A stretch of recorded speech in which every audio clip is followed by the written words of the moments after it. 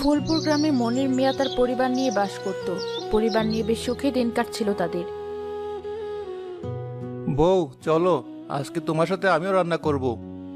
এইসব তুমি কি বলছো?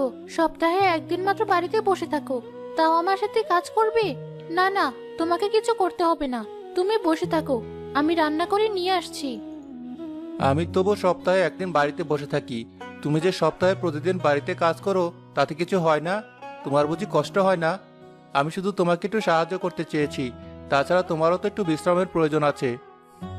ঠিক আছে, তোমার যা ইচ্ছে করো, তোমার যুক্তির সাথে আমি পারবো না। এতক্ষণে একটা ঠিক কথা বলেছ, অযথা কথা বাড়িয়ে লাভ নেই। তুমি বসো, আমি কূপ থেকে পানি এনে দিচ্ছি। কপাল করে ওনার মতো একজন স্বামী পেয়েছিলাম। অন্যের স্বামীরা বাড়িতে এসে কেমন হই হই শুরু করেন, আর এদিকে উনি সবার চেয়ে আলাদা। মা, শুধু বাবা কেন, আমরা তোমার কাছে সাহায্য করতে চাই। হ্যাঁ মা, আমরা সবাই একসাথে কাজ করব, দেখবে কেমন তাড়াতাড়ি হয়ে যায়। হা হা হা হা। আচ্ছা বেশ, রাজু তুই গিয়ে উঠান থেকে কাঠখড়িগুলো নিয়ে আয়। এখনই এনে দিচ্ছি মা। আর মিনা, তুই আমার সাথে তরকারিগুলো কেটে দে। আচ্ছা মা।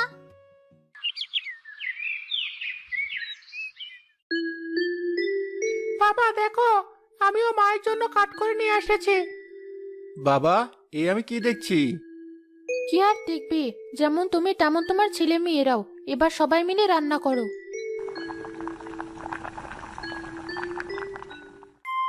আদিক্ষেতা দেখলে আর বাঁচি না, যেন আমাদের আর স্বামী নেই।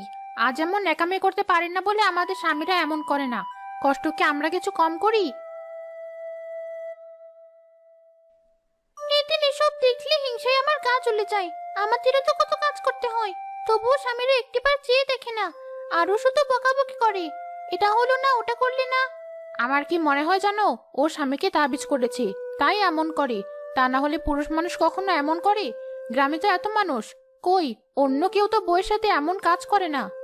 এটা তুমি একদম ঠিক কথা বলেছো। এটাই হবে হয়তো, তাবিজ করে একেবারে বশ করে নিয়েছে। মা দেখো, চুমকি কাকি আর মিতালি কাকি ওখানে দাঁড়িয়ে দাঁড়িয়ে কিসব বলছে। কি আর বলবে, দাঁড়া ডাকছি। এভাবে দাঁড়িয়ে থাকলে খারাপ দেখা যায়। ভাবি, এদিকে আসুন। বাড়ির সামনে ওভাবে দাঁড়িয়ে আছেন কেন? কি চোখ দেখলে তো, ঠিক এদিকে চোখ পড়েছি। কি আর করার, চলো ওর গপ্প শুনে আসি। হ্যাঁ তাই চলো। মিনা, রাজু, যা ঘর থেকে চেয়ার নিয়ে আয়। বসুন ভাবি,